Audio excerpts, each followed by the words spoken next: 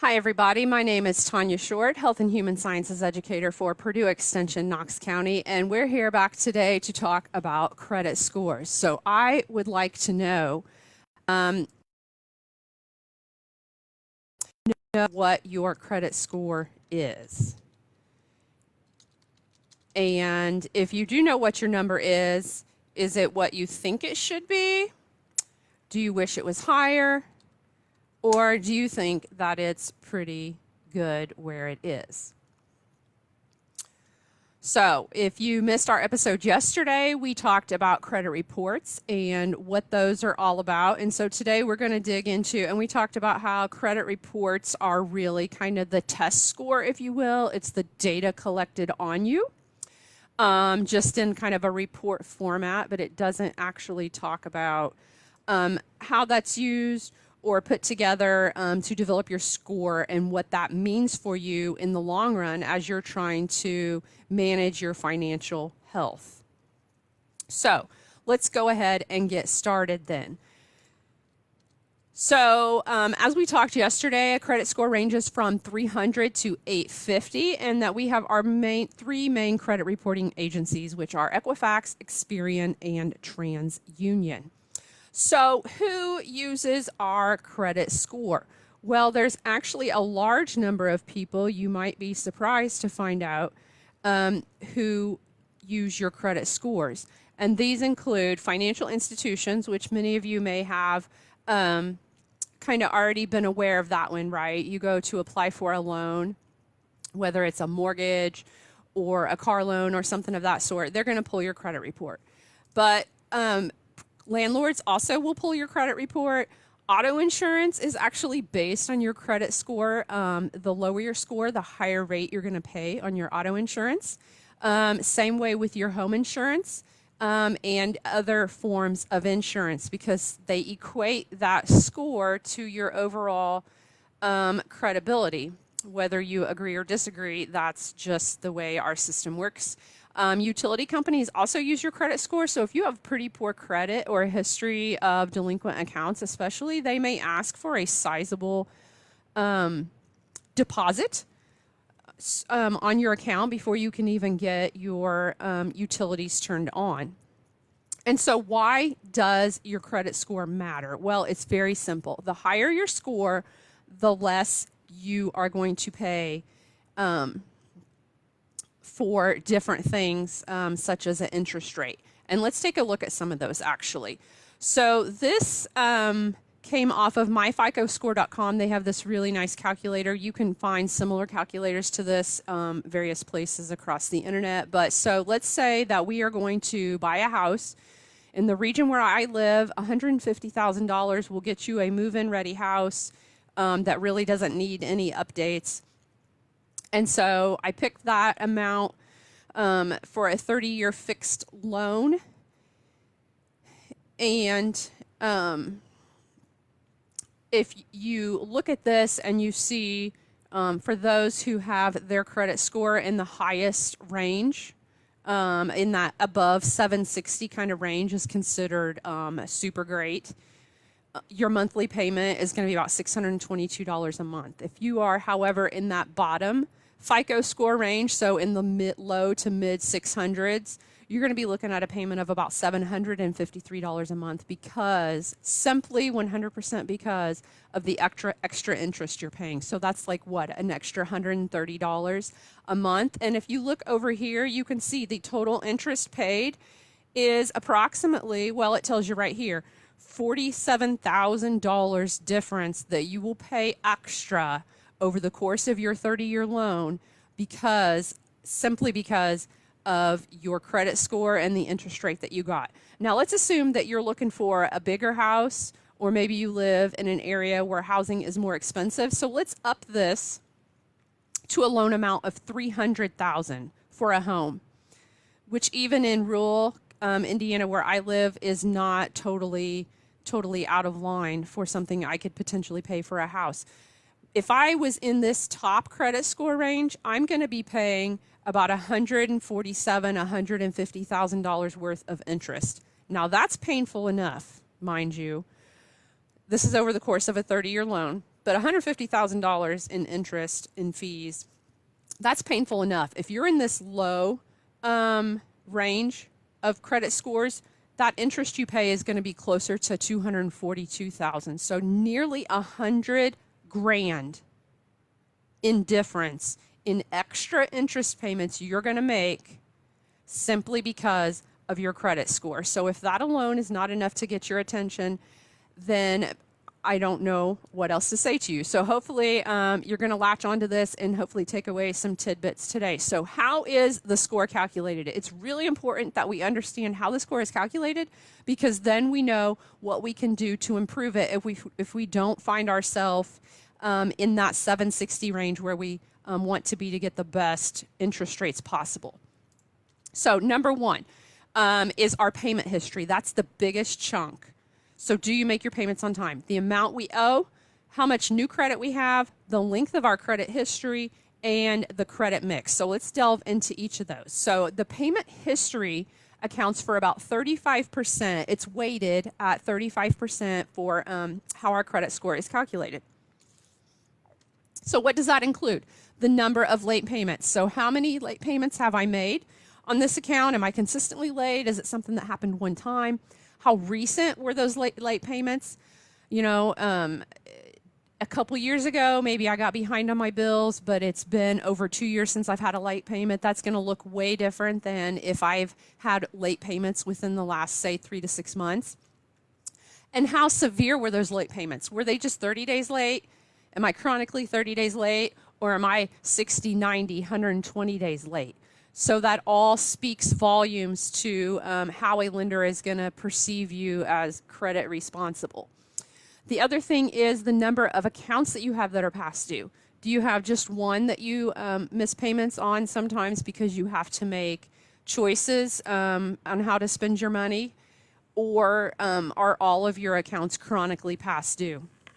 And lastly, the age of your accounts. So the older your accounts, the better that's going to look on your credit score, the more favorably that looks into your credit score. And that's the reason why we find the trend that older adults tend to have a much higher credit score than someone who is in their 20s or even in their 30s. And we'll talk more about that here in a second. So the next thing that goes into, and please, I'm trying to monitor this online, so if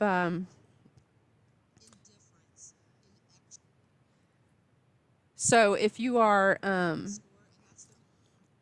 trying to leave me comments, please do so, and I'm happy to try to answer those as we go along. And I'm sorry, I think I just messed up my technology a little bit. So let's get back to going here. So the amount of debt that one has accounts for about 30% of your credit score. So what does that look like? Number one, the number of accounts open. So somewhere in that like 6 to 10, 7 to 9 range is really where they want to see you, which to me seems like a lot, right? When I try to minimize my debt, but that is kind of the number they consider that's a positive number. Number of accounts with a balance. So maybe I have 3 credit cards, but do they all carry large balances on there? The ratio of my balance to my credit limit. So if I have a credit card with a $5,000 limit, what is the balance that I typically carry on that?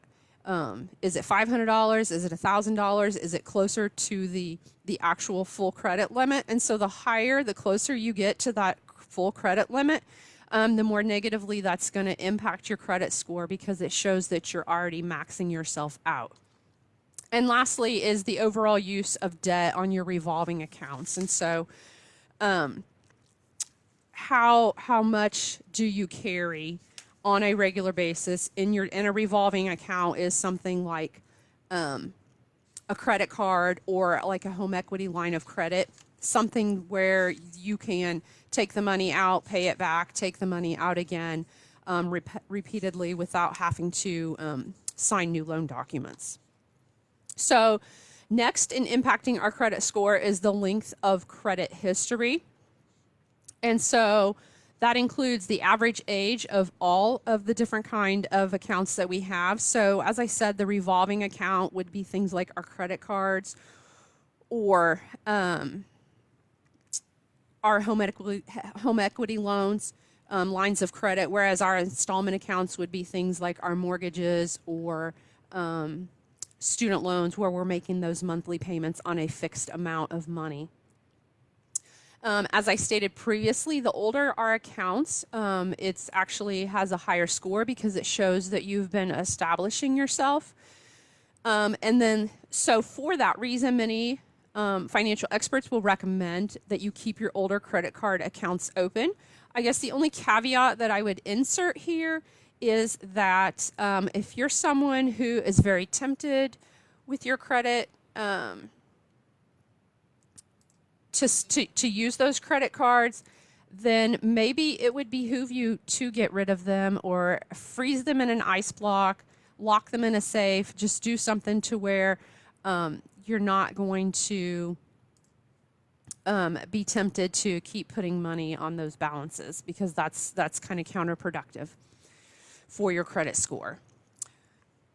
Next thing that goes into calculating your credit score is the credit mix. And so do you have those lines of credit plus the installment loans that I already described, a good mix of them, and then also the type of lender also has an influence. So getting a payday loan or cash as you go or some of these other finance companies that don't require very stringent criteria to qualify for those loans, those are actually going to impact your credit score negatively, believe it or not, just because they are seen as not good debt, I guess, if you can call anything good or bad debt. And then lastly in this category would be, what is your minimum payment activity?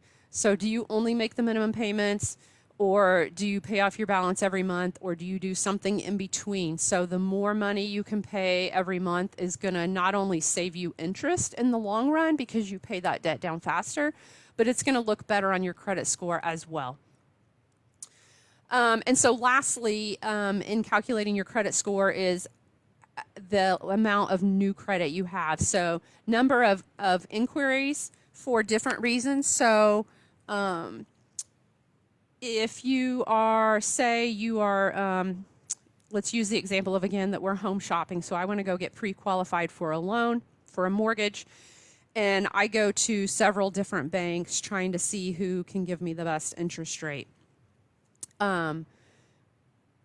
That is only going to impact my credit score as if I had one inquiry, because they can see that they were grouped very closely together. They can see that they were all for the same purpose. It's very obvious that you were shopping for the best rate on your mortgage. And so that will not affect you nearly as negatively as if you say, I went and applied for a mortgage, I went and got a new auto loan, and I opened a new credit card all within the same few months. That is going to have a much deeper impact on your credit score than the other. Next is just the number of new accounts in general, like in the example I just gave. So you want to be careful, especially if you are a young creditor, i.e. 30 and under, definitely. You want to be careful about how many new accounts you open in quick succession, so within the same 6 to 12 months. And what are those types of accounts?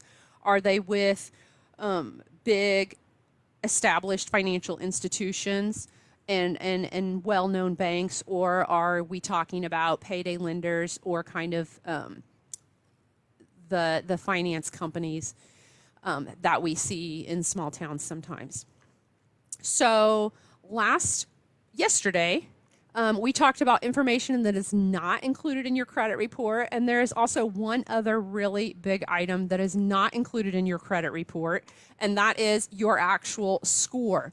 How annoying, right? So you actually have to, if you really want to keep track of your credit, you have to do two things. And so that means, oh, Kristen, how many credit accounts should I have total? So that's a good question. because to me, as an individual, it's I feel like it's a good balance, a healthy balance between having enough accounts open to satisfy my spending needs without having too many accounts in my name that's going to unnecessarily put me in debt, if that makes sense. But when we look at the credit score ratings and how those are put together, they kind of consider like a 6 to 10 range a healthy number.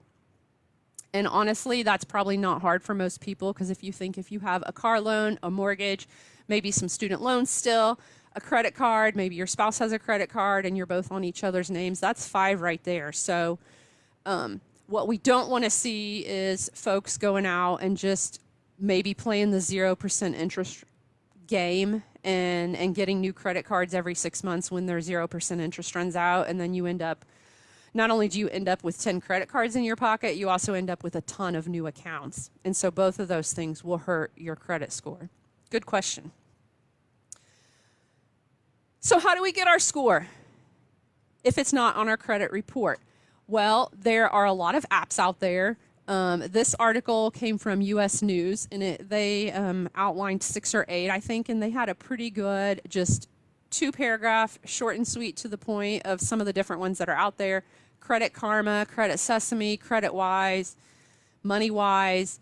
And so you can check out any of those. Those are a lot of people find them convenient because you can just download the app and put it right on your phone, get it with a click of a button if that's the kind of thing you're looking for. There's also a lot of companies, banks, etc., financial institutions who have partnered with FICO, which is the company that manages the FICO scores that dictate our financial life, unfortunately. But anyways, so I would encourage you to go to this website down here, FICOscore.com, where to get FICO scores. And I will put this link in the chat box when we're done. Oops. And I would encourage you to scroll through this list. There's probably 100, 150 financial banks and financial institutions and even credit counseling agencies that partner to be able to provide you your FICO score for free. And so if you do already belong to one of those, for example, let's say I had a Bank of America account, it would make most sense just to go ahead and use that service as opposed to downloading another account and having your information exposed out there in another way. I will share also, though, there are several on this list. A lot of the major credit cards I know will offer this credit score monitoring program for free, even to people who are not their current customers. And so that's another avenue to check out as well. So what's the difference in all of these? Well, this is a good time for me to point out that there's different ways that credit scores are calculated. FICO score is kind of the big one that the major banks use, but there's older models of the FICO score. I think the current one is number 9. A lot of these on here say they're using number 8 still.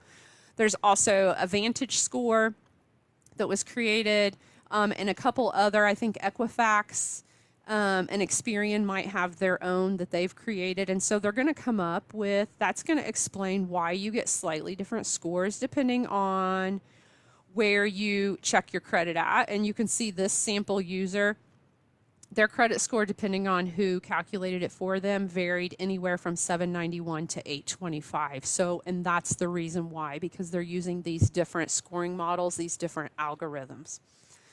So, your homework for tonight, before our last program tomorrow, if you have not checked your credit report in more than a year, I want you to go to annualcreditreport.com and get signed up so you can pull your report and look at that.